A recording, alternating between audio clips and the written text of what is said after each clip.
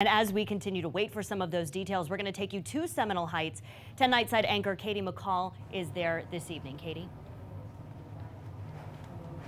Guys, we are at Southern Brewing and Winemaking. We were here to report about Light the Heights and the donations that have been pouring in for this really important purpose. This is to get people to come out to Seminole Heights, but also to participate in putting up lights and Christmas decorations. And they're accepting donations at a lot of local businesses. But as you can imagine, with this breaking news, people here are all glued to their phones or watching the television here because they are really excited to hear any word about a possible arrest in this case. It is definitely lifting people's spirits. The owner, Kelly Dempsey, tells me that business did experience a drop here, but the Light the Heights event, which is why we came out here, has definitely helped bring in a lot of foot traffic. By the way, this is a dog family business too. We want to go out to Eric Glasser. He is also here in Seminole Heights. Eric?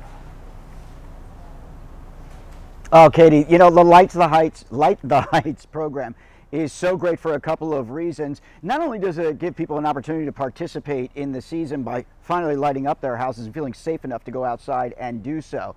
The other reason is because it literally adds more light. And when you're searching for a serial killer, you want your neighborhood to be as lit up as possible. Give that person as few places to hide as possible. But the thing about Seminole Heights is that it is a neighborhood that is in transition. A lot of flipping going on, a lot of construction. You see a lot of vacancies like the one here. And so lighting up the neighborhood in some cases presents a challenge.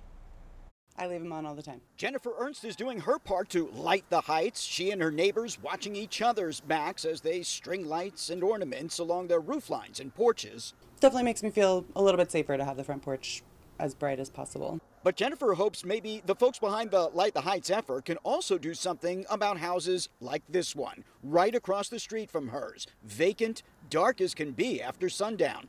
Yeah, it's definitely problematic to have a big black spot right across the street.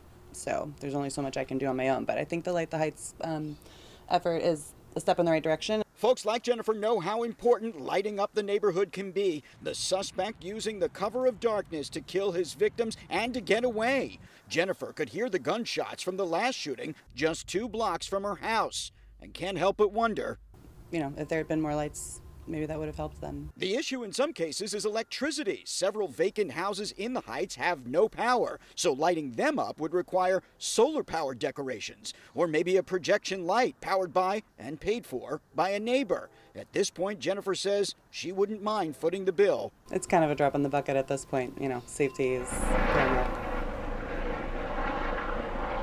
Which is why a lot of the folks around here are asking people who are donating and taking part in this effort throughout the course of the week to not just bring Christmas lights, but also consider bringing those solar-powered lights, extension cords. That would really help them out, especially when it comes to trying to light up some of those darker spots here in the neighborhood.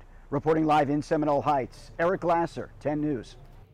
And right now, Chief Brian Dugan is talking. We do have that on WTSP.com on our Facebook page, 10 News WTSP. We just heard from the chief. He says that they got a tip that someone had a gun at that McDonald's, again, in Ybor City, and that they are investigating that. They are talking with that person. Again, we are working to bring you the chief live here on air, but you can also watch that as well on 10 News WTSP on your Facebook page.